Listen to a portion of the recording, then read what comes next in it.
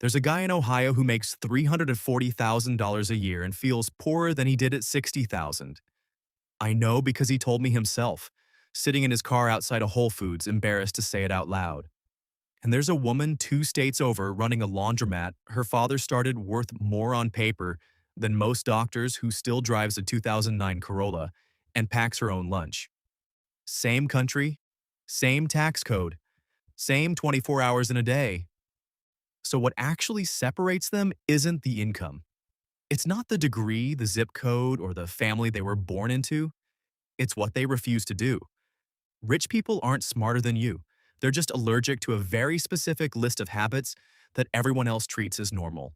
And by the end of this video, you're going to know exactly what's on that list, including the one at position 7 that almost nobody talks about, the one that's quietly draining more wealth than gambling, divorce, and bad investments combined. I'll get to that one. But first, let's start with this mistake that's probably happening in your life right now, today, without you even noticing it. Because here's the promise. By the time this video ends, you won't just know what rich people avoid.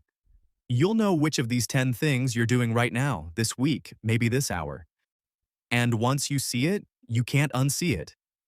That's usually where the money starts moving in a different direction. Let's start with the first one.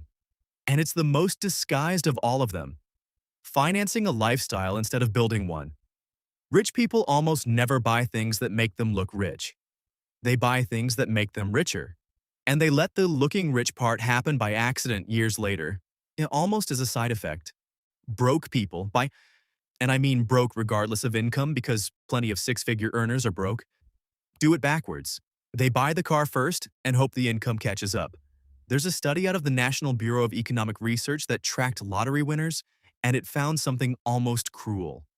Winners who bought expensive homes and cars right after winning were significantly more likely to go bankrupt within 5 years than winners who didn't change their spending at all. The money wasn't the problem. The performance of having money was the problem. Somewhere in your life right now, you probably know someone doing this. Maybe it's a coworker with a leased SUV and a maxed out card. Maybe it's you. Which brings us to the second one, and this is where it gets personal.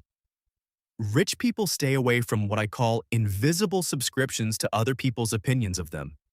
Every dollar spent to impress someone who doesn't even think about you that much is a dollar that will never compound. Think about the last time you upgraded something you didn't need. A phone that worked fine, a bag, a night out you couldn't really afford. And ask yourself honestly who you were trying to convince. 9 times out of 10, it wasn't for you. It was for an audience that forgot about it by the next morning. Wealthy people quietly opt out of that audience entirely. They stop performing for people they wouldn't even call in an emergency. Now here's a small reward for sticking with me this far because I promised you'd get one. The habit that separates rich from broke faster than almost anything else isn't a money habit at all, it's a decision habit. And that's wealth killer number 3. Decision fatigue disguised as flexibility. You've heard that Steve Jobs wore the same outfit every day. People treat that like a quirky billionaire thing. It's not quirky, it's math. Every small decision you make burns willpower. And willpower is the same fuel tank you use to say no to a bad purchase, to negotiate your salary, to walk away from a deal that feels off. Rich people ruthlessly automate the small stuff, what they eat, what they wear, where their money goes every month. So they have full tank left for the decisions that actually move the needle. The shopkeeper I mentioned earlier, the one with the laundromat, told me once that she eats the same breakfast every single day, not because she's boring, because she doesn't want to spend a single ounce of decision-making on eggs. Here's wealth killer number 4, and this one stings a little. Staying loyal to people who normalize your excuses. This isn't about cutting off family or being cold. It's about noticing who in your life makes broke feel comfortable. There's research, you've probably heard a version of this from Jim Rohn, but it's backed by actual social contagion studies out of Harvard and UC San Diego, showing that financial behavior spreads through your social circle almost like a virus. If your 5 closest people spend without thinking, save nothing, and joke about debt like it's a personality trait, the odds of you breaking that pattern drop hard. Rich people are quietly, sometimes uncomfortably selective about who gets access to their time, not because they think they're better, because they understand proximity is destiny. Let me pause here for a second because I know what some of you are thinking. This sounds like rich people are just cold, calculating, distant. That's the story broke culture tells itself to feel better about staying broke. And that story is wrong. It's actually the opposite, which is the pivot I promised you at the start. Because the real reframe, the thing that changes everything once you see it, is that wealthy people aren't avoiding these 10 things to become rich. They avoid these 10 things because they already decided quietly, privately, long before the money showed up, that they were going to be the kind of person the money wanted to stick around. Wealth doesn't create discipline. Discipline creates the conditions where wealth has nowhere else to go but toward you. Now, let's keep moving because we've still got 5 more, and one of them is going to hit closer to home than you expect.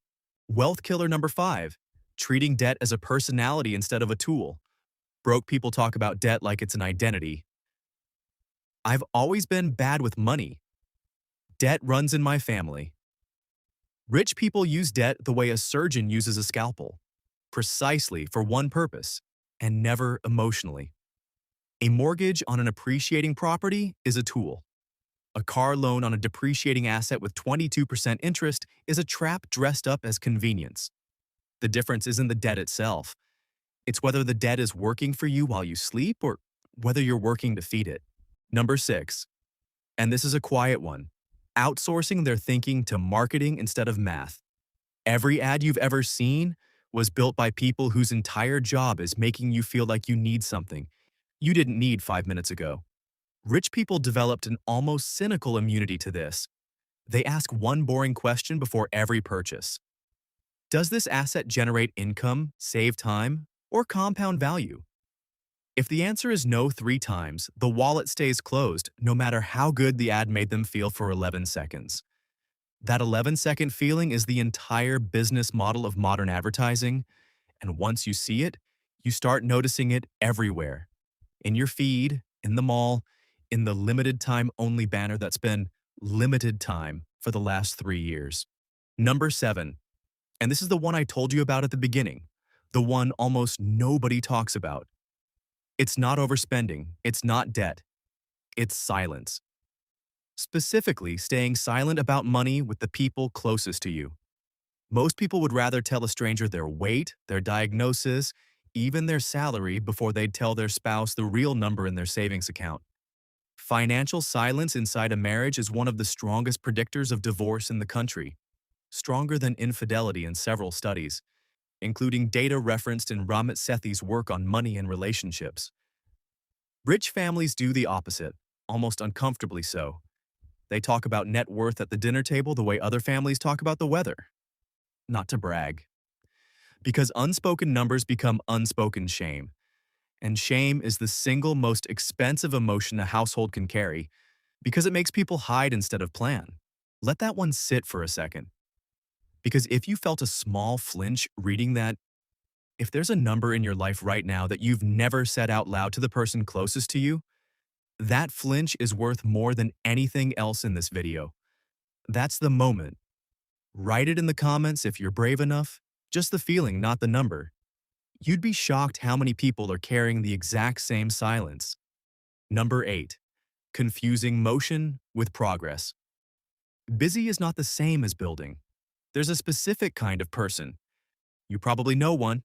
Maybe it's the version of yourself at 28, working 60 hours a week, exhausted, broke, who mistakes exhaustion for evidence that they're doing everything right.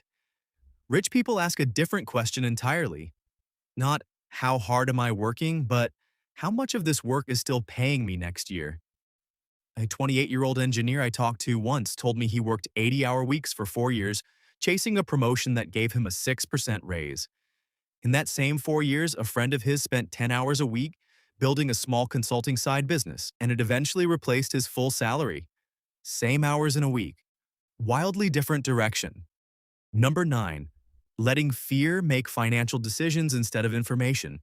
This is the one behind almost every bad investment, every panic sale, every safe decision that quietly costs someone a fortune.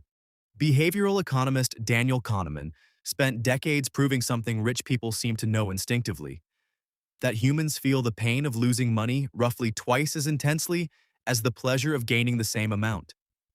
That imbalance is exactly why broke people sell in a downturn and buy in a hype cycle, backwards, every time, driven by feeling instead of fact.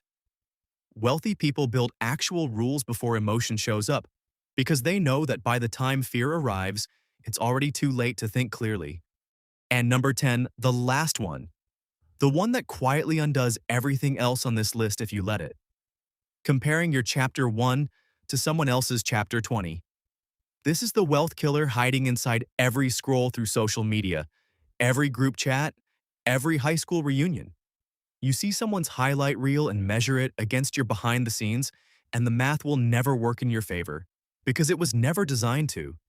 Rich people, the ones who actually built it, not inherited it, almost universally describe a period of their life that looked embarrassing from the outside. Years of a beat-up car, a cramped apartment, why hasn't this worked yet phase that nobody posted about. The difference is they weren't watching everyone else's chapter 20 while they were living their own chapter 1. So here's where this actually lands. None of these 10 things are about money, not really. They're about what kind of person you're quietly becoming when nobody's watching. The version of you that either normalizes struggle or refuses to. Money just shows up later and makes the decision visible. The Ohio guy in the parking lot, the laundromat owner, the engineer who worked himself to exhaustion. None of them were born into different rules. They just started obeying different ones. And somewhere in this list right now, there's one habit with your name quietly written next to it. You know which one it is. You knew it before I even said it out loud. If this video added value to your day, share it with your loved ones who need this, and subscribe for more insights. I'll see you in the next one.